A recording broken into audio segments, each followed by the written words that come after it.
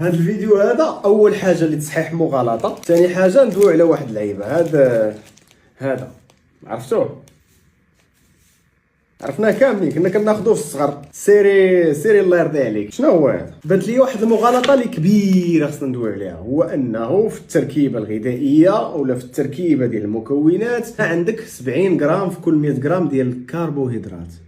كربوهيدرات ماشي سكر.